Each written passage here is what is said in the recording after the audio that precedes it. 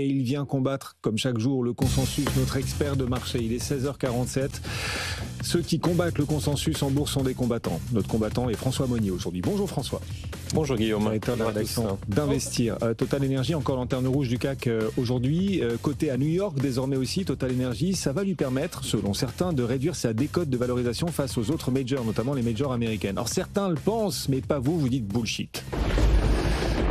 Vous foudroyez, François, cette idée que Total Energy aura un jour la même valo que les pétroliers américains.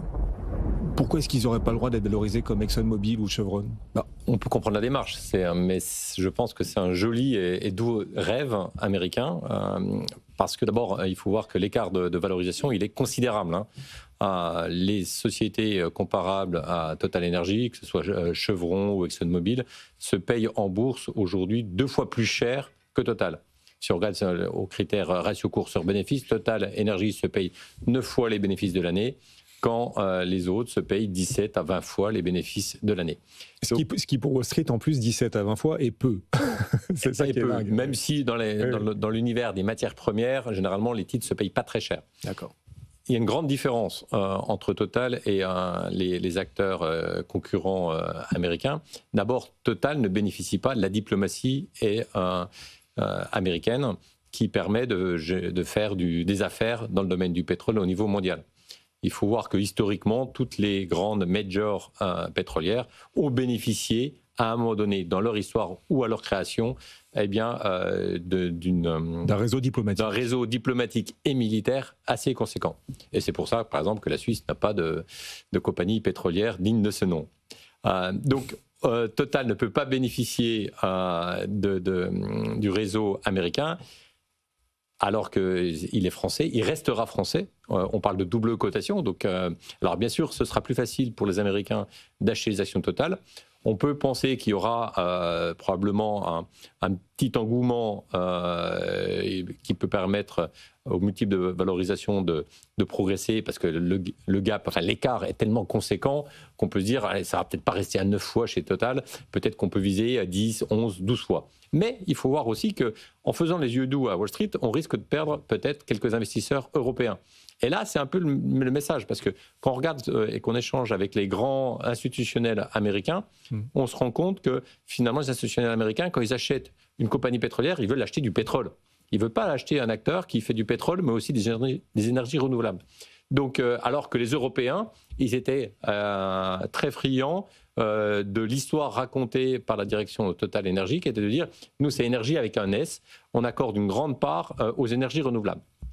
Et là, ce qu'on voit dans le nouveau plan de relance, c'est qu'ils vont quand même un petit peu réduire leur motivation, leurs ambitions dans le domaine des énergies renouvelables. Il y a une vente de solaire aux États-Unis annoncée. Voilà, et les investissements, ils sont plus de 5 milliards, ni 4 milliards 5, mais plutôt de 4 milliards de dollars par an. Donc on voit que ils prennent un biais un petit peu plus américain, parce que le gérant américain, l'institutionnel américain, lui, ce qu'il veut, c'est que si jamais on lui dit je veux du pétrole, mais des énergies renouvelables, eh bien il va prendre ou du Chevron ou du ExxonMobil, et éventuellement il mettra du Iberdrola pour faire son mix. Mais il veut que ce soit lui qui fasse la composition de son portefeuille, plutôt que d'acheter un acteur qui prend toute la chaîne de valeur.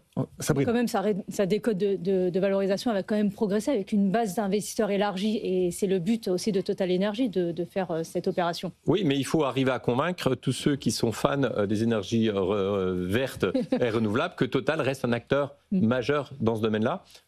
Pourtant, il l'a prouvé. C'est, j'ai envie de dire, parmi les compagnies pétrolières qui ont ce statut de major, l'une des plus vertueuses.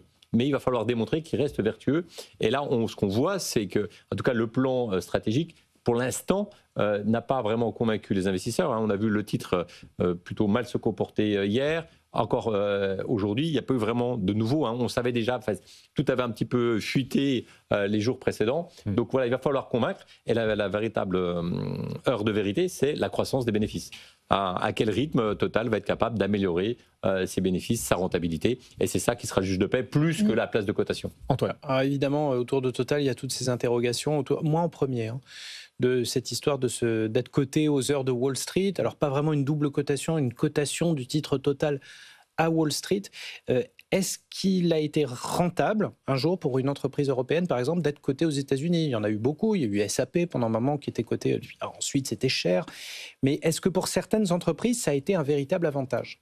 Ce qu'on a pu voir, nous, c'est qu'on a eu un très bel exemple en Europe avec Linde, qui était la plus grande valeur allemande au sein du DAX 40. C'est l'air liquide allemand. C'est l'air liquide allemand, exactement, qui en 2023 a décidé de quitter l'Allemagne parce qu'il trouvait que le marché allemand était trop petit, que lui, avec sa capitalisation, il avait atteint le seuil max dans son indice qui était de 10%. Et donc, il s'est dit, moi, je quitte l'Allemagne et ma principale place de cotation. Donc là, c'est même plus une double cotation, c'est je pars complètement, je me fais délister d'Europe et d'Allemagne pour aller aux États-Unis. Qu'est-ce qu'on constate? On constate qu'il y a eu peut-être une petite revalorisation. En 2018, la société se payait 25 fois. Elle se paye 29 fois aujourd'hui. Donc on a une revalorisation de près de 4 points. Mais dans le même temps, son principal concurrent européen, qui s'appelle Air Liquide, lui, a une revalorisation beaucoup plus importante. Si Linde a pris 4 points, le français, il a pris 5 points entre 2018 et 2025. Donc on voit que finalement, il n'y a pas eu de véritable gain de performance boursière, de revalorisation de Linde, alors que Linde est aujourd'hui à son siège aux États-Unis et sa principale place de cotation à New York. Hyper instructif, toujours. François Monnier, directeur de la rédaction d'Investir.